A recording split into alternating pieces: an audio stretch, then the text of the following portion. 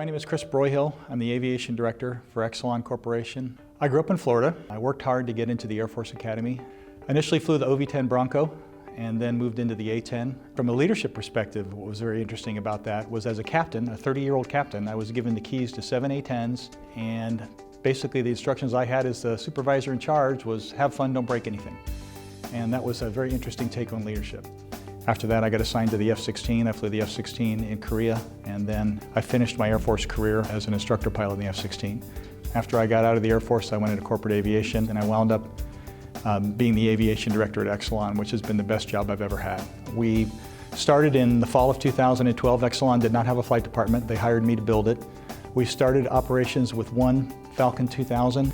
We finished 2016 with 2 Falcon 2000s, 2 Falcon 7Xs, an S-76D operating from 2 locations with over 30 people.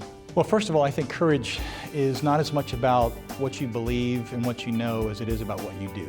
And I think leadership courage is about doing the right thing even when you know that people aren't going to like it and it might be unpopular.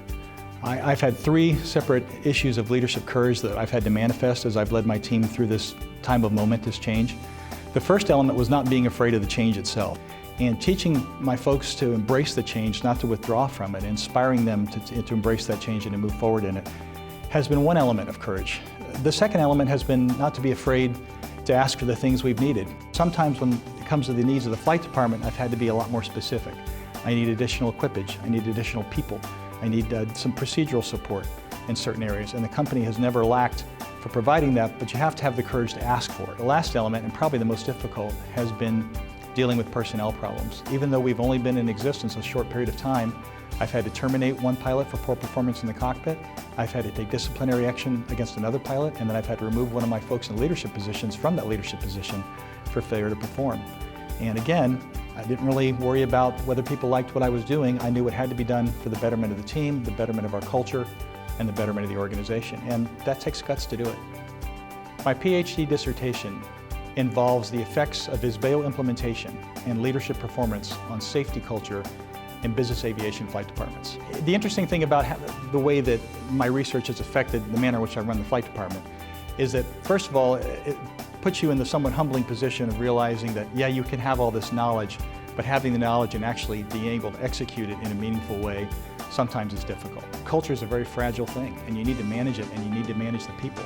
The corollary element to that is that communication is the lifeblood of a good safety culture, and anything at all that interferes with open communication in a department is going to affect the safety culture, and that has to be managed very closely as well.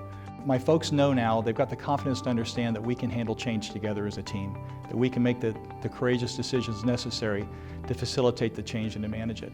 And they also know if they make the tough choices themselves, I've got their back because they've had my back when I've had to make tough choices where they were concerned. Stay with the fight. Don't give up. Don't let somebody else tell you who you are or what you are. Perform, and don't be afraid to make the tough choices, either in the cockpit or outside of it.